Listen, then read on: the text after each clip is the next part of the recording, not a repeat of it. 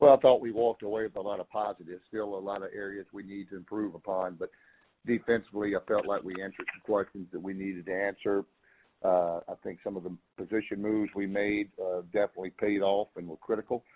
I think anytime you hold an SEC team to minus 22 yards rushing in a half, you've improved. So defensively, we did much better.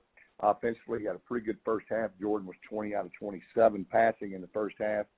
After he was injured, just didn't have the same ability to throw the ball as we did earlier, and the turnovers just kill you. You can't go on the road to play an SEC team and turn it over 5 times. But a lot of positives to take from the game. Our team left there confident, knowing that we had an opportunity to play with those guys, and obviously led at halftime, and then still in the game toward the end of the third quarter, and then just did not have a chance to close the game out and didn't play as well offensively in the second half.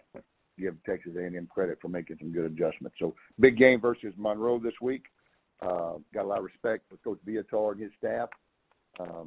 They're doing a great job. He's done a great job wherever he's been. So big home game. Obviously a game that's very important to our fan base. And obviously our players are excited about this week starting Sun Belt Conference play.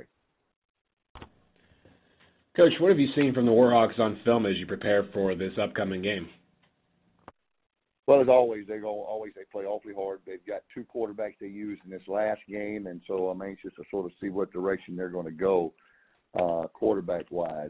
And so we'll find out as it goes. But they played 2 quarterbacks. They brought in Caleb Evans at the end of the game, and he really showed some playmaking ability with a long touchdown run. So I don't know if they're planning on using 2 the rest of the way or 1, or if they're making a change. So we'll see as we get closer, or maybe even during the game. Coach, Keenan Barnes had a breakout game against Texas A&M last week. What have you seen from him so far this season? Well, he just continues to play at a consistent level. He's, long, athletic, great ball skills, works awfully hard. So as the reason that we've been feeling like he was one of the top receivers in the Sun Belt Conference, and he's definitely showing why. Coach, defensively, how do you prepare against ULM when they have 2 quarterbacks coming into this week and both do a little bit of different things offensively?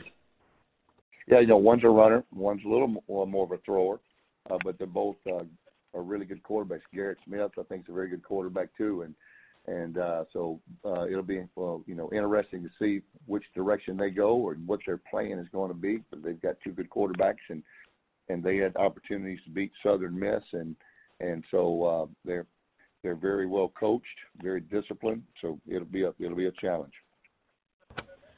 Coach, specifically in the secondary, you mentioned the position changes. What did that allow your defense to do against Texas A&M and now moving forward? I just think it put some guys back in their original positions, moving Demarion Mitchell back to the outside linebacker spot.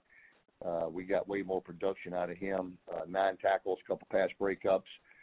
So he had an outstanding game there, allowed us to utilize Simeon Thomas, and we're going to even utilize him even more this week. And Corey Turner, with the exception of a play or 2, really helped us there in the back end, getting his feet wet in his first game there at safety. Well, Coach, thank you very much for your time this morning. We appreciate it as always.